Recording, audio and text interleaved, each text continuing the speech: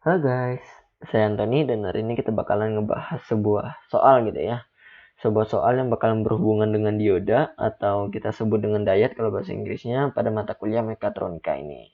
Dan hari ini kita bakalan menggunakan soal dari bukunya Pak David J. Altshuler dan Michael B. Histen. Dan kalau judul bukunya itu Introduction to Mechatronics and Mainstream System, dan kita bakal menggunakan di bagian chapter ketiga yaitu adalah Semiconductor Electronics. Jadi kita langsung aja ke soalnya. Ini dia soalnya, kita fokus ke soal nomor C gitu ya. Nah, jadi kalau kita baca soalnya ini kita disuruh untuk menggambarkan sebuah aksis gitu.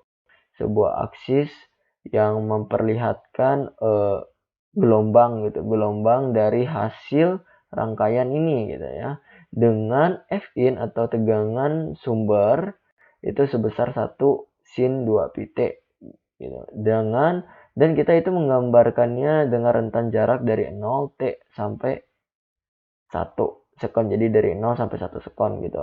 Kita langsung masuk ya, saya perbesar dulu soalnya. Ini nih, sebelum itu kita harus memahami dulu konsepnya. Jadi bagaimana konsep sebuah rangkaian atau sirkuit dioda ini bekerja. Oke, saya ganti dulu pen. Oke. Nah, jadi kalau teman-teman sudah membaca atau menonton video saya sebelumnya yang sudah saya upload, itu kan sudah membahas tentang apa itu dioda secara garis besar, dan itu sudah cukup untuk membuat kita mengerti bagaimana cara mengerjakan soal ini. Nah, di video saya sebelumnya kita telah membahas sebuah kata gitu, yaitu AC gitu kan. Kalau AC itu kan artinya sebuah tegangan yang bergerak bolak-balik, jadi atau arusnya gitu, arusnya bergerak bolak-balik. Nah, biasanya dilambangkan dengan bulat seperti ini, atau kadang di dalamnya tuh ada seperti ini nih. Nah, kayak huruf S gitu. Jadi berarti sumber tegangan ini adalah sumber tegangan AC ya. Nah, pergerakan dari sebuah arus itu adalah dari positif ke negatif. Negatifnya di mana? Negatifnya di sini kan, berlawanan nih. Jadi pergerakan dari sebuah arus gitu dari positif ke negatif, dan karena itu kan ini sumber tegangan AC, maka pergerakannya akan bolak-balik. Gimana sih pergerakannya gitu ya? Kita belajar pergerakannya dulu. Jadi pergerakannya akan seperti ini. Yang pertama seperti ini. Yang kedua karena dia balik lagi seperti ini gitu. Kita sudah bisa memahami ya pergerakannya untuk saat ini. Nah, sekarang kita harus lihat komponen dari sirkuit ini. Pertama ada sumber tegangan, yang kita sebut dengan AC tadi. Ini apa sekarang? Nah, yang bagian ini adalah diodanya gitu. Ini adalah dioda, dan di sini ada resistor. Kita sudah melihat ya komponen-komponennya. Sekarang kita bakalan mengulas kembali di video saya yang sebelumnya ada membahas bahwa eh, arus AC itu akan menimbulkan gitu ya, menimbul atau membentuk sebuah gelombang sinus seperti ini. Teman-teman bisa lihat ya. Nah, kalau teman-teman udah nonton video saya sebelumnya, teman-teman bakalan paham deh kenapa bisa terbentuk seperti ini. Jadi, kita langsung aja ke intinya. Saya sudah pernah menjelaskan sebelumnya bahwa dioda adalah penyara arus. Cara bacanya gimana gitu ya? Cara bacanya paling simpel kalau saya jelaskan secara sederhana. Jadi kan kalau teman-teman bisa ngelihat ini ada bagian panah gitu ya. Jadi kita menganggap bahwa pergerakan yang boleh atau arus yang boleh lewat itu ke arah panah sana. Berarti kalau kita lihat dari sini ke kanan. Dan sedangkan kalau ke arah kiri tidak boleh. Kenapa? Sekarang ada benteng atau yang ngeblok gitu, yang menahannya. Nah, seperti itu. Saya hapus dulu.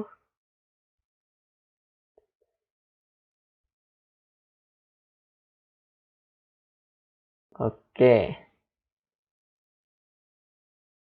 Sekarang kan tadi saya sudah berbicara bahwa ini akan membentuk gelombang sinus. Nah, gelombang sinus yang pertama ini akan ke arah atas. Kenapa? Karena dia yang bermain di positif. Positif ke arah negatif kan.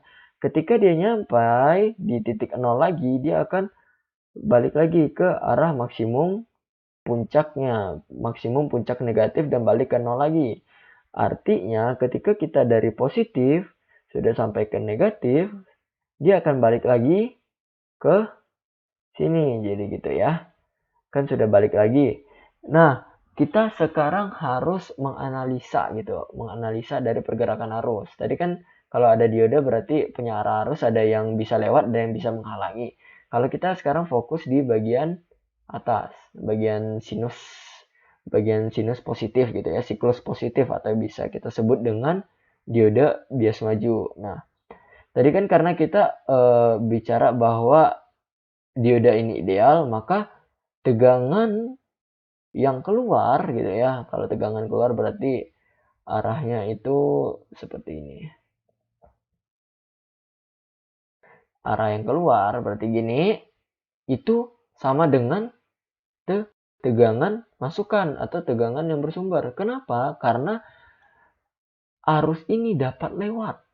Diakibatkan dioda dalam posisi ini seperti rangkaian tertutup.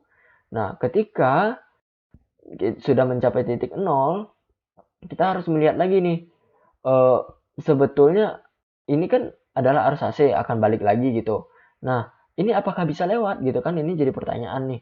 Karena ada sebuah dioda, oh rupanya tidak bisa. Kenapa? Karena ada penghalangnya. Jadi bagaimana dong? Tadi kan sebelumnya kalau kita lihat untuk yang bagian positif ini gitu ya, bahwa dikatakan F in gitu ya sama dengan F out. Kenapa? Yang tadi saya sudah jelaskan bahwa arus ini dapat lewat gitu secara sederhananya yang melintasi resistor ini gitu. Sedangkan yang balik lagi karena ini memang arus bolak-balik tidak bisa melewati karena dihalangi atau dibatasin gitu sama diodanya. Jadi layaknya kayak rangkaian terbuka gitu. Jadi tegangan yang keluar gitu ya, tegangan yang keluar itu akan bernilai sama dengan 0 karena tidak dapat kembali lagi gitu. Secara sederhana gitu cara kita berpikirnya gitu ya. Nah, saya hapus dulu.